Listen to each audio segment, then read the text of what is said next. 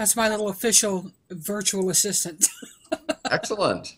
Great to see you. You too, everybody. This is James Wells. He's a very well-known tarot reader, and if you don't know who he is, you need to learn about him, and that's why he's joined me today Oh, you're to sweet. talk a little bit about his practice and what he does. So, James, first, thank you so much for giving up time for me today. I really appreciate it. I know My it's pleasure. I don't feel it's giving up time at all. I love to visit, so thank you for inviting me. awesome. And y'all, James is up in Canada, so if he and I have accent problems, it's all on him. But we share a couple of friends in common, and he did a retreat with my friend Joanna and his friend Joanna that I Yes. missed out on. So I want to hear how wonderful it was. Oh, okay. This was called the Earth Dreaming Retreat. And we co-facilitated, co-hosted that back in June of last year, 2015. It was fabulous. It was on Whidbey Island, which is just north of Seattle, at a place that I really love, the Aldermarsh Retreat Center. Yes. And Joanna and I had been, for a long time, wanting to do something like this together, and we just put our hearts and heads together and came up with this. And the whole premise of the Earth Dreaming Retreat was to really notice what the web of life might be saying to us, and what we might do about that. You know, what's going on in the world, how are we feeling about that, and what actions might we take on those feelings and that sense of interconnectedness. And we called it Earth Dreaming because we shared sleep state dreams, and explored them in council, in discussion circle together. But we not only shared them as we had them, I then invited people to share these dreams from the perspective of Mother Earth. What if Mother Earth were having this dream, Oh, wow. and she were telling this dream right now? And then from there we did tarot readings based on the dreams, and then we did oh gosh, all kinds of spiritual practices that Joanna brought in with creativity, Hmm. and we had more discussion circles every morning. And what else do we do? A sort of a ritual nature walk to really listen to all the nature beings, the trees and the bugs and the birds and everything. And then I did some processes from the work that reconnects, which is a body of work by eco-philosopher Joanna Macy and some of her associates. And these activities take people into what we're thankful for, what we find painful in our world, what new vision can arise out of those things we appreciate and for which we feel pain, and then taking action in the world. And Wow. so we combined all this in one luscious experience back in June on Whidbey Island in that gorgeous retreat center, and it felt really good to be part of it, because when you're hosting a circle, you're not just standing aside and saying, you know, it's not like you're directing people all the time like a traffic cop. Uh, you're actually part of it, because when you're in the circle in any of its forms, um, it's like a host having a dinner. You know, you participate in the dinner party, right? You don't Yeah. stand off to the side and point to your guests and say, "Oh, okay, now take a bite of the peas. You have a slice of the chicken over there. You make sure you pour some gravy." You're part of the meal. And Hmm. same with a circle of any kind. You're not only hosting it and holding the space for and with everybody, but you're part of the experience. And that's a little bit of how you do your tarot readings, right? I mean, the way James does tarot readings, I've actually had a reading with James. He ran a special, and I jumped on it. Um, but talk a little bit about your process in how you do your readings, because you're not what most people think of as a traditional reader. You don't lay a card and say, "That's the Empress. She means creative. What are you going to create today?" You have a different approach. hmm it hinges on the person I'm with, whether that's in person or on Skype or on phone, because I do all three of those. Um, I work interactively, and the level of interaction is going to depend on how much time the person's booked with me, Yeah. and it's going to depend on what their needs are and so forth. But I like to work very conversationally, so there are times when I might just pick a card, happen to have a card, and I and I might say, "Oh, just take a moment to tell me what you see going on here. And then they might say, oh, there's a big sword, and it seems to be piercing a crown of light, and in the background, a whole bunch of clouds are clearing away, and there's a whole bunch of clarity in the sky, and you know, getting bluer and clearer and more bright. And then I might, based on their observation, just say, you know, where are you experiencing more clarity right now? Where do you feel the clouds are being pulled aside? What crown are you piercing? You know, what head of something are you piercing through right now? You know, or something like that. In other words, turning the observation to open-ended questions to take people deeper into themselves. And because I really feel that everybody has their own wisdom, and my job is to remind them how creative and whole and resourceful they really are. And everyone is. Mm-hmm. And so the cards are catalysts for me, and maybe I'll do a little bit more talking. Maybe we don't have as much time, or you know, maybe we've got 15 minutes left and 3 cards left, and I still want to do an ending process, and so I'll just say, you know, I'm going to do a little bit more talking now, but I'm still going to ask for your feedback on things that I say, just so that, you know, we're still with each other here, and I'm not taking over. Yeah. So it's very much about me facilitating or guiding a little journey within, kind of like I'm a tour guide of the session. And I do set it up in such a way that we're very clear about what that's going to be. And you were very, when I did my reading with him, one of the things he did was he sent me an email that said, okay, about 2 to 3 days before we do the reading, I want you to start holding space for this information, because it was the readings, it was one of your World Tarot Day gifts, and it was a very specific focus reading.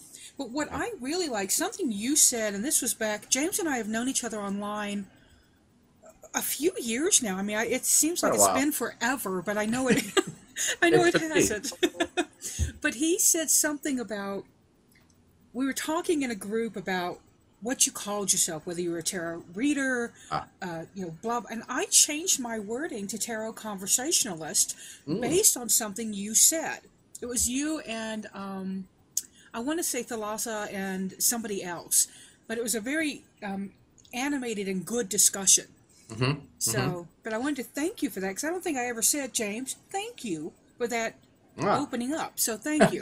You're welcome. Yeah, I tend to call myself consultant. For me, if I say reader, and I have nothing wrong with the term reader, I'm just careful about whom I share that term with. Mm-hmm. So I tend to say tarot consultant because it's a little bit more open. Reader to me implies that I'm going to sit and read at somebody like they're my child being read a bedtime story, you know, and that's not what it's about. As I already said, we're going to interact. We're going to create this thing together. You co-create. Right. And from what I remember, it was more of a, you know, let's do this together. Let's address this, you know, in a group. Now, I do have a couple of questions. I sent you some questions and I kind of reorganized them. As you can already tell, I've already gone off topic. I don't care. It's fine. I'm flowing with it. All right. I tell people I'm an Aquarius rising. I'm like, ooh, squirrel. But who or what is your creative muse? Because you do more than help other people with tarot. You have workshops. I know you've written books. I have the book you wrote on the Emperor, you know, for the Emperor year that year. I went and got your booklet. But what would you consider, or is there somebody or something that is your muse? Oh boy, I've got a whole bevy of muses, I guess. The cycle of the seasons would be one of my muses. The shift from winter to spring to autumn to, you know, to summer to autumn to winter, and all that reminds me of cycles, and that whatever we're living is only part of a cycle. If it's something we really like being in, you know, it's not going to last forever. The nature of life is impermanence. And if we're in something that we don't like, this too shall pass, because this too is impermanent. So the cycles of the seasons remind me of that, and inspire my life and my work. What else would I say? Trees. I'm looking that way out my window, and I have a ton of trees out here. I'm on the second floor of a small apartment in a very old neighborhood in Toronto, and I'm right on the edge of the Don Valley with all these incredible trees here. So Wow. being around trees inspires me. And even then, the life cycle as they live it, you know, the shedding in the autumn of what they no longer need, so Mm-hmm. that something new can sprout forth. That's very inspiring. It's very muse-like to me. In terms of people, my gosh, oodles. Um, in the tarot field, I would say people like, oh God, I'm going to leave somebody out, and that's going to, I don't want to piss anybody off by leaving somebody out. But I hear anyway, you. here we go. Here we go. I'm going to give it a shot. You know, people like Gail Fairfield, whose work in the, you know, back in the early 80s grabbed me. Mary Greer, Rachel Pollack, James Wanless, Oh yeah. Carrie Paris, the fabulous Carrie Paris, Joanna Powell Colbert, whom you mentioned, Art Rosengarten, Eleanor Greenberg, um, anybody I've met at Reader's Studio in New York City. Even that gathering every spring is also a muse to me because it's just a place where the hive mind can be, the tarot hive mind can be. Yeah. Books of all kinds are my muses. The tarot itself and its structure is my muse. The circle is my muse, and the process of circle-based conversation that I've learned from Christina Baldwin and Anne Linnea, and who live on Whidbey Island actually, Oh. and people like the late Angelus Arian, the late Sidonia Cahill, people who had this sort of shamanic perspective and cross-cultural perspective and valued the circle and the cycles of life. Traditional Reiki teachers of all kinds, Hyakuten Inamoto, with whom I studied, and some other people. Uh, anyway, and you know, people like my late grandparents, my late father, who you know, who was a model of hospitality and generosity, and I think that's something important to carry on too, that Yeah. in life and work. So a whole ton of muses. And that's probably why, because you really strike me when we're friends on Facebook, y'all. So when I read his posts, and one of the things I try to avoid one of his posts. I have to tell you this, James, that I really have to avoid the posts that say, and I cooked for dinner. Because y'all, I'm telling you that the man is a cook. Um, I love to cook.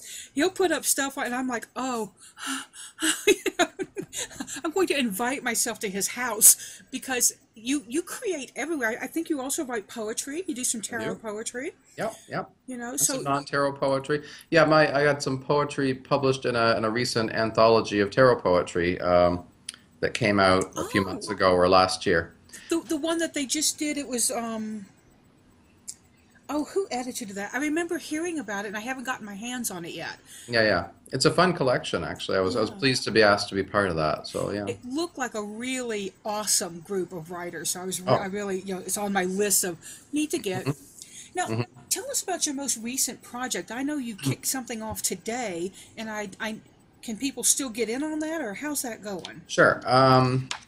So the latest creation is called the Card of the Month Circle, and as the name would imply, it's a year. Well, it's a year-long membership, and people get a card of the month sent to them by email, and a different deck. I use a different deck every month, primarily tarot, but 3 or 4 times this coming year, I'm going to be using a non-tarot deck, such as the Soul cards and the Black Angel cards and whatever else. And so they get a message for the month. They get the image sent to them.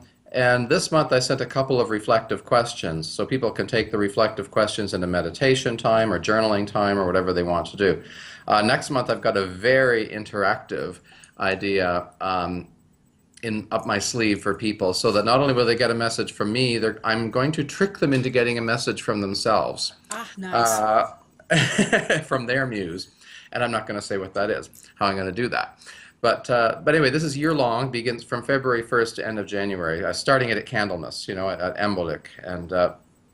And so I'm looking forward to, I'm already getting some nice feedback from the things I sent out today. There's still some room if people sign up over the next 1 or 2 days from now. I mean, we're on February 1st today. If people sign up with me by the 3rd of February, that's fine. I just don't want to get into, sign-ups at the end of the month and stuff, and changing when people's year changes and all that kind of thing. It's February to January. That's my year for the card of the month circle, Yeah. and it's just a lot of fun. And it's what, $295, and that gives people a year of stuff. And And that's such a deal. I mean, when you think about 12 months and you're mhm, paying less than $300 for something every 12 months, if you break that down, mhm. that's less than a reading a month.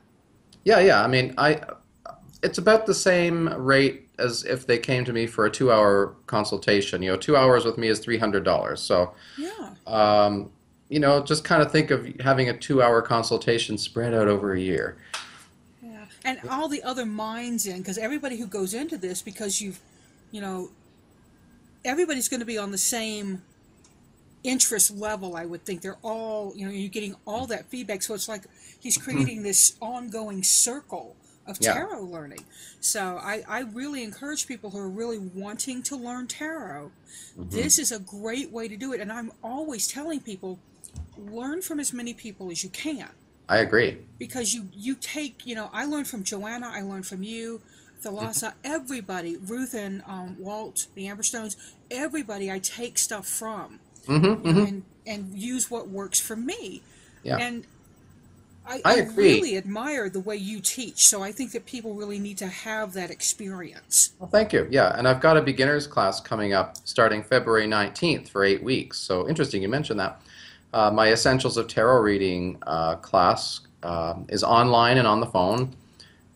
It begins February the 19th, so people get a PDF handout each week. We have a weekly phone call a few days later. Every call is recorded, so people get to hear it again, or if they miss a week, they get to hear it. I put up a secret Facebook group for discussion. Everybody gets paired with a study partner, so they can pair up with their study buddy and talk about stuff and practice stuff beyond the Facebook group and the phone calls and Yeah. stuff. So there's a whole ton of ways for people to do it. As I said, it runs 8 weeks, and it's, what is it, $335 for 8 weeks. So Yeah, again, that kind of experience, y'all. I think it's reasonable. I'm biased, but I think it's reasonable. No, And very much so. yeah, and I don't want to turn this into a commercial necessarily about that, but you just asked, you mentioned teaching, and I just wanted to No. mention that's coming up. No, I want people to learn about you because I really, like I said, I really want people to learn from you. And there are going to be people out there who watch me and they're like, Arwen, you're kind of frenetic. You're like, oh, la, la, la, la. I want somebody who's a little calmer. You know, I want a Joanna or a James, and I imagine Thalassa to be more like me. I've never met her in person, but I imagine her to be like kind of animated on camera because people always whine Colossus, at me because I yeah, do this. Colossus is animated on stage sometimes. Uh, love her dearly. She's great, and you've caught me on good days then because I have my not so calm moments too, like everybody. I don't let my calm moments go out, I guess, because although apparently I had taped my main Taroscope video and I Mhm. did a blub, and I said, you're gonna, everybody hears me, I said, fuckity fuck, because I messed up. So Uh-huh. I ended it and I thought I deleted it. Uh-huh. Well, then I get all these people teasing me about saying that, and I'm like, what the heck? And I go, and of course I have not clipped that little 20-second out. I love it. So yeah, I leave it in there. It's like authentic Arwen, y'all. I cuss like a sailor. Now, do you have a certain ritual that you do before you begin any of your work? Either, I think of the tarot readings that we do as creative process, They are. or or poetry or anything that you do creatively. Do you have a ritual or something that you have in place? It hinges on what it is, but if it's my card of the day or something for myself, I tend to do a lot of journal writing beforehand, and then my mind is on the page, and then I can kind of pick and choose through that and say, oh yeah, here's what I need to look at. No, that's just mental garbage. I won't look at that. If I am going into session with a client, I often just silently in my mind dedicate the session to the person's well-being and the well-being of all of life because I really feel that what we do ripples out. You know, Yes. every time we learn something or we take something on or we participate in something, whether it's the tarot encounter or whether it's a workshop or whatever it is, we are influencing an average of 250 people each. Yeah. And statistics show that the average person knows an average of, or influences an average of 250 people. Wow. And so if you think about, you know, that dedication, I dedicate this to the person's well-being and the well-being of all of life, there's potential in that because whatever they gain from the session can ripple out to at least 250 people. And then, hopefully, life willing, those 250 people each know 250 and it ripples out from there. That I had never heard that statistic, but you know that I'm the Seek Joy girl. I mean, that's my mission in life is to get everybody in the world to say Seek Joy, y'all, because that's what I do. It's me. Yeah. But I love that. I mean, even if I could influence even two people to go out and influence another two people, but to think 250, yeah, man, I'm on that. Yeah, if you talk to wedding planners, caterers, funeral home directors, most of them say, or many of them say, that the average person or people that they work with or families they work with, they're going to have 250 people gathered. Wow. Give or take. Yeah. That is real. That's very good to know. I'll have to put that in my little journal so I can remember that. And also, too, in certain literature I've read on building communities, if you are building a community of any kind, particularly an in-person community, it becomes unwieldy after 250. I read about, and I don't remember which group it was, they were forming a sort of a conscious community together, and they wanted to do it kind of circle style, everything done by consensus and so forth. And that was good, and they had certain procedures in place for how to do it up to a certain number of people. They found once they got over 250, what they did is they split the community in half so that they would go form another little cell somewhere else, so that because it was just getting out of hand and tough to manage with more than 250. It's almost like it naturally turns into government because if you have enough to form 3 cells, then have those 3, they all make their decisions, and those 3 come together, and they have to do that again and go back, and it's creating, what we know now as some type of government. Yeah, each let's say each cell wanted to stay in touch with each other, which would make sense because they're all part of the same body, humanity, and nature. They could send representatives to meet in a different space and just sit in circle together and hold council together, and then they can take what they learn from each other from that circle back to their little cells. And wouldn't it be nice if the UN worked on that process? Yeah, my vision for the UN would be that every 5 years it actually was headquartered in a different country. Yeah. Yeah. But that's my vision. And actually, I do know somebody who is a consultant for the UN, and I will be in circle with her very soon. And I'm going to make that suggestion and see if she can put a bug in someone's ear at the UN. Yeah, that would be about that. Yeah, I agree with you, and we need the cultural exchange on more than we need it physical. Yeah, it needs to be more than talk. Yeah. Yeah. So what is on your working table now? I know we've talked about the card of the month. We've got this great beginners class coming up. Any other James specials happening in your world? Let me think. March the 12th, I think. It's a Saturday. I'm just looking up to gain access to my memory. I think it's March 12th. I'm doing a teleseminar, hour-and-a-half teleseminar called Spread 'em. And it's it's a teleseminar all about various tarot spreads for many different occasions, both for inner experiences and outer experiences, and a lot of them will just be my original work, and letting people see what some of these layouts are and the occasions for which you can use them or which they can use them, and maybe get a chance to play with one or two of them during the course of the teleseminar and just share feedback with each other about what they discover.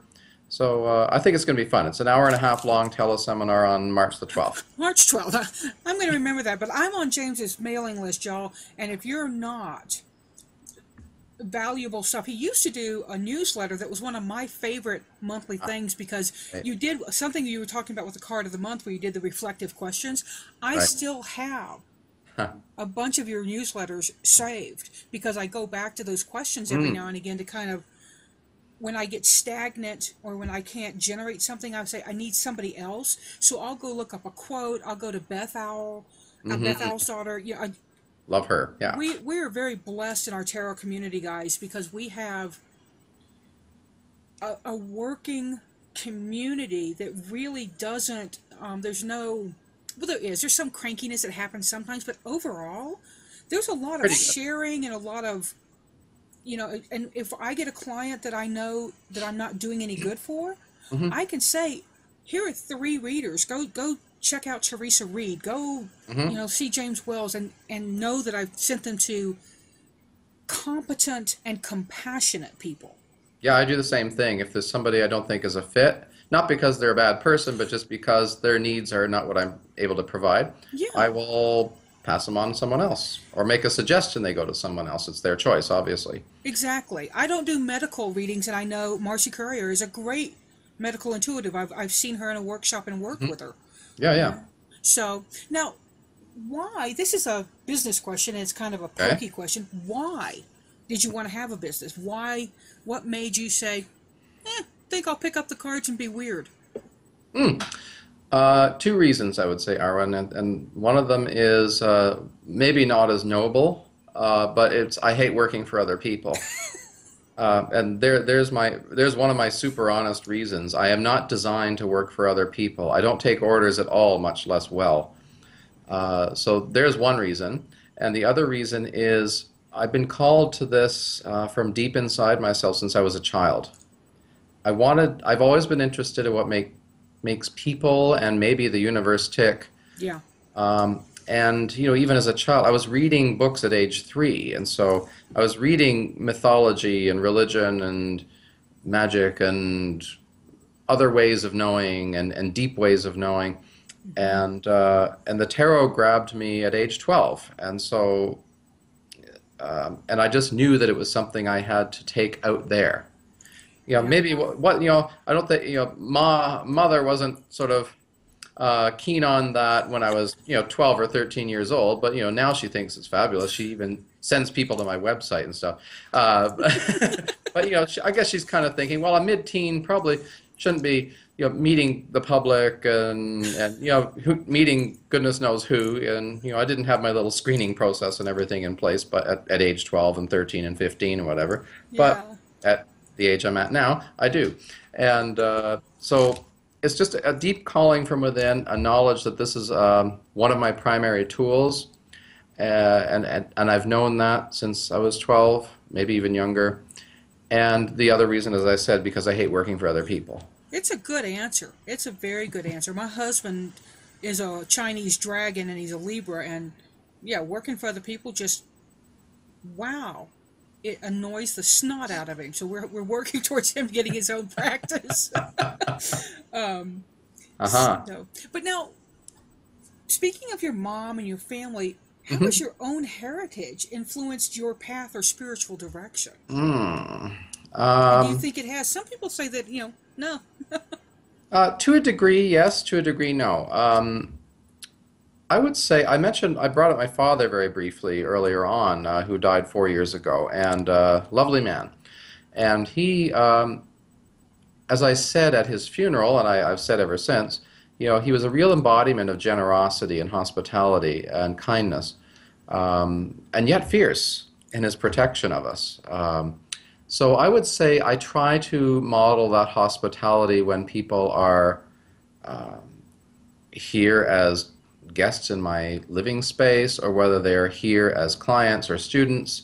I try to keep that space open. We wouldn't know Thanksgiving or Christmas sometimes. Our Thanksgiving is October. Sometimes another person or two would show up at the table because Dad saw them outside, on the sidewalk, and kind of recognized them and just said, "Hey, where are you going for Thanksgiving, or where are you going for Christmas dinner?" And they'd say, "Oh, I'm just going to stay home," or whatever, and he would just say, "Want to come over?" Awesome. So, that space was always open. And so I would say he has. My paternal grandmother, his mom, she was a trance medium and a healer. And, so she was very tuned into deep and high and vast realms. And people admired her work a lot. And she was a feisty Scot. I mean, so I've got that Scottish temper too, which just It influences my work because it means I get things done. When I get ticked that something isn't working, it means I get it done, or I get somebody to get it done. Yeah. And then the flare is done, and we're on to the next thing. Who else? What else from the family? The Celtic heritage to a degree. I honor the wheel of the year. I don't call myself Wiccan or a witch or anything, but I honor the cycles, and the solstices, equinoxes, cross-quarter days. So in that sense, I draw from that the Celtic and British heritage. Also, my Anglo-Canadian background also makes me a stickler for well-written English. It makes Yes. me crazy when I see people write querent with A-N-T on the end when it should be E-N-T, or when they spell alter the sacred space with E-R at the end instead of A-R. I could tear well, I don't have much hair to tear out, but I could tear my hair out when I see that kind of stuff. Well, what are you changing if you're altering your sacred space? What are we changing? Because that's Exactly. yeah. I'm Yeah. Well, I like what Mary Greer says. She says the altar is where we go to alter our consciousness. So, yes. yeah. So there's a piece of my heritage, I guess. I just became as I said, I was reading at a very young age because we were read to, Yes, me and too. and so I just get a little perturbed when things aren't expressed clearly in writing, or when they're expressed in a less than polished manner. I mean, we don't have to have perfect essays, but I would just like to see tarot not spelled T-E-R-O or something like that. Yes, and please, please, please, please stop pronouncing it tarot. Yeah. It is not a root vegetable. So Well, it could be, I guess. Plant it and find out. See what that Ace of Wands brings up. there's a thought. Actually, I'm going to be doing some planting tomorrow for the Imbolc services. So, Excellent. but and it's fun that you said you had a Scots grandmother. My grandmother was Scots and German. Mm, So she didn't get mad fast, but when she did, it was done. You really had to get out of her way. right. And My grandmother, it came up fast and it left fast. So, yeah, well, my and she loved grandmother and us I dearly. were too much alike, so we tended to do this. Aye, okay. I loved her and Yeah, yeah. respected her, but man, and she was an English teacher. You'd write her a letter, Right? she would grade it and send it back with red pencil. I am not kidding you. And if you did good, excuse me, if you did well, she No, would no. send you $5. My. Yeah, but I mean, I would get letters back with, and I still remember to this day, I was talking to her in the car and I said something wasn't my forte. And she said, "No, dear, it's not your forte. It's only a forte if it refers to music." Oh, okay, we say forte here, so. Me too. I still do, but I can still hear her in my voice. "No, dear." Yeah. So, what do you think is the most challenging thing about the work you do? Hmm. Challenging thing about the work I do. Um, Boy, uh, I would have to say, I don't know, it's hard to say because I've been at this a while. But so maybe I've cleared some of the garbage out. But anyway, some of the most challenging things, I think, for a while, I would say it was consistent income. Being a self-employed visionary means that some weeks are busier than others, and some months are busier than others, and um, one always has to be on one's toes. I'm always planning ahead. I know some things that I'm going to be doing in October of 2017. I know something I'm going to be doing in June of 2017. As a self-employed visionary or a self-employed anything, you have to be looking ahead constantly. Yes. And there are some days I just don't want to do that. Some days I want to sit here with a pot of tea and read poetry or read one of my favorite tarot books, or I want to sit and read through a cookery book, a recipe book. I want to go for a walk to my favorite little tea house, whatever, and I do that. But Yeah. which brings up the flip side of being a self-employed whatever, is that I can set my own hours. And I do like that. I tend to book people for private sessions Tuesdays, Wednesdays, and Thursdays. occasionally on a Saturday if I have a free Saturday. Mm-hmm. I like to have my Sundays and Mondays for me. I do not take bookings on Sundays and Mondays. And I don't always succeed at it, but I try to book sessions in the morning, my time zone, as much as possible. If not, into mid-afternoon is fine. I don't do evening sessions. That's my time for me. I like to have a nice meal, a cocktail with my meal, or a glass of wine with my meal, and unwind. I don't want to be in session with somebody at 9 at night. Yeah, I have 2 nights that I do late, but because of my husband and I, that's our time together. Hmm. And I want to sit down and eat dinner and watch Lost Girl. We're hooked on Lost Girl right now. I want to sit down and just watch something, crochet, whatever. But it's like you said, it's my time. Hmm. And one of my challenges was creating boundaries between myself and my need to be available. Yeah, you yeah, know and that's something I've learned from my other tarot professionals. That's yeah. Teresa Reed in particular is really good at teaching that lesson. Hmm. I'm a So pretty big boundaries person myself. Not in a mean way, but just I like structure, yeah. and because I think the more structure there is, the more flow can happen. And one of the things I'm always banging on about is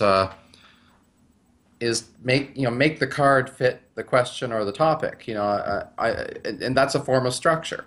We have 78 cards, and each of those 78 cards can mean 78 or more different things. And if we have a very clear template, a clear spread, a clear question position within that spread, we bring the concepts of that card into that container, holds it, and it slices away all those other possibilities of meaning. Hmm. And so I'm big on that. I'm big on staying on time. I show up punctually for things, not ridiculously so. I mean, if somebody's 5 minutes late coming, so what? I mean, there's transit problems in the city, whatever. That's not a problem. But 20 minutes late, not cool. I had somebody one time show up 20 minutes late for their session, and I said, I'm aware that we are 20 minutes into your time now. I was here, and we have 40 minutes now. And they said, oh, so I just owe you for 40 minutes? I said, no. I said, I was here for the full hour. And, Yeah. and so the next time she consulted me, she was here like 5 minutes before the hour. Bam. You know? Hmm. And people want and need that kind of structure. It's a way of holding them. If it's just some sort of free form thing, they're not sure when we're beginning, they're not sure when we're ending, they feel uncomfortable, they get antsy.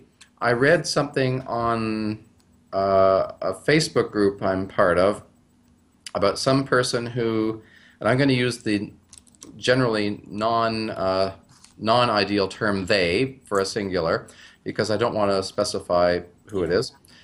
They mentioned that somebody had booked a half-hour reading with them, and 2 hours and 45 minutes later, the reading ended. And wow, so much came through, and wasn't that wonderful? And I just said, no, it's not. I'd be really pissed off if I were that client. I have, life to get on with.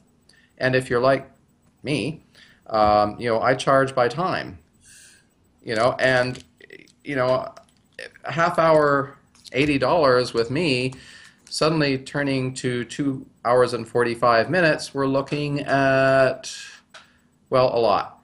Yeah. Yeah. Or you've just cheated all your other clients who you're charging for a half hour and giving them a half hour, and you've given two and 45 to somebody else. Yeah, for the same rate. Yeah, and it becomes unfair, and I would get Right. cranky about that. And as a reader, that's a lesson I had to learn to honor my time, Yeah. I and my learned it really clients' time. fast.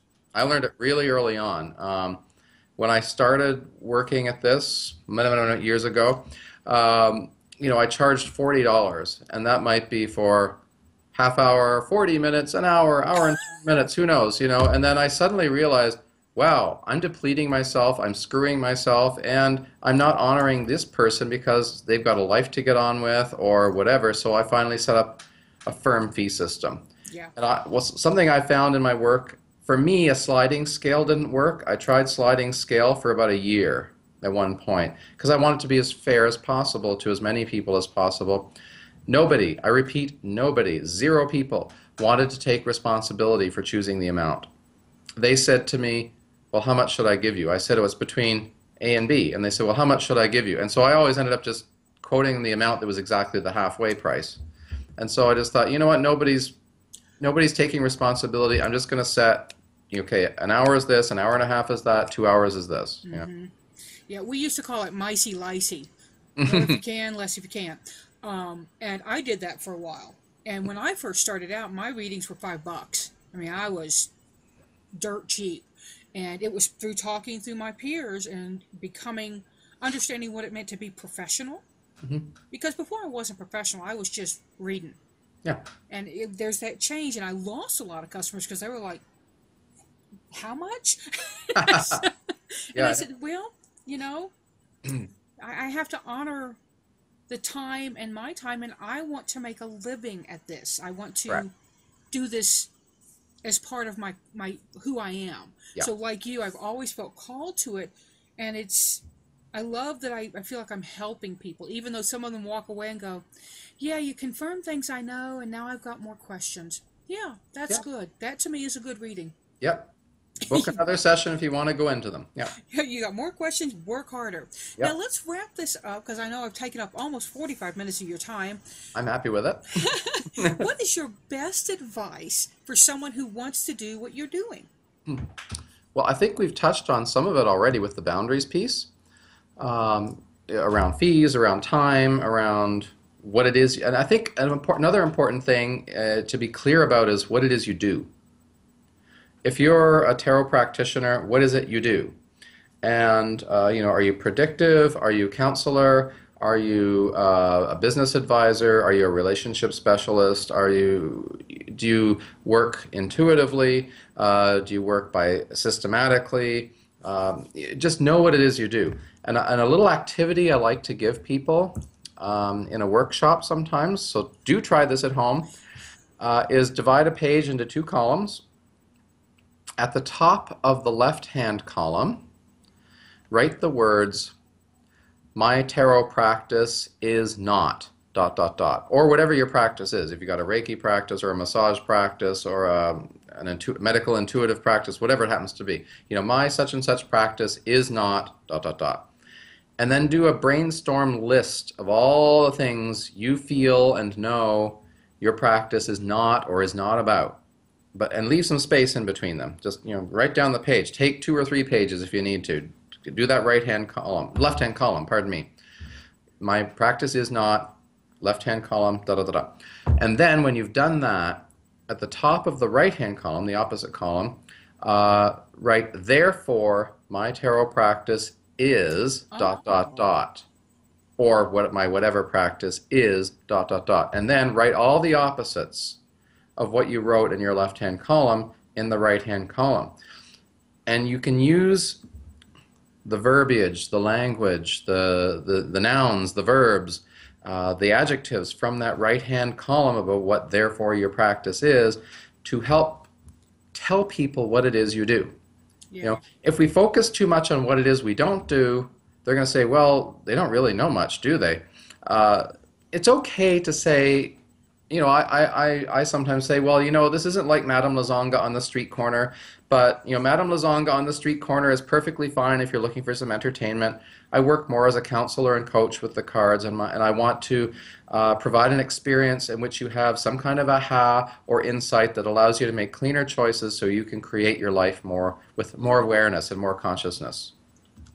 I said, it's a little bit like, I'll sometimes say, it's a little bit like going to a therapist who might use Rorschach test or a TAT or talk about your dreams. Only in this case, we have the dream on the table and we can talk about it together. Perfect. That's it. And y'all, again, check out James's workshop and not his class coming up and the ongoing circle that he does have a few spaces in. Now this is February 1st that you're looking at this. Hopefully, February 3rd is kind of the cutoff date. Yeah. And if you don't get in, let him know so he can keep you on a list so that when it starts back up, you'll hear again. Because Yeah. I really think it's going to be something you want to do for yourself. Yeah, once the spots fill up, or when the time is cut off, I'll put people on a waiting list, and next February 1st is when the next cycle begins. Yeah. And I'm here to tell you that when people get into something like this that they really love, they often repeat it. So, So, yeah, let me know. yeah, so get on that list. But James, thank you so much for coming and chatting with us today. Oh, thanks, Arwen. I am just so appreciative that you would come here and offer all of this amazing wisdom for everybody to enjoy and learn about you. I'm just thrilled you asked me. I love seeing your face and hearing your voice and having a real interaction with you, not just typing to you. Right? Well, thank you very much. And I always tell people, seek joy, y'all. Do you have a sign off that you use for folks? Be present. Choose consciously. Awesome. Thanks, everybody. We'll see y'all later. Yeah. Bye. Thank you. Bye-bye.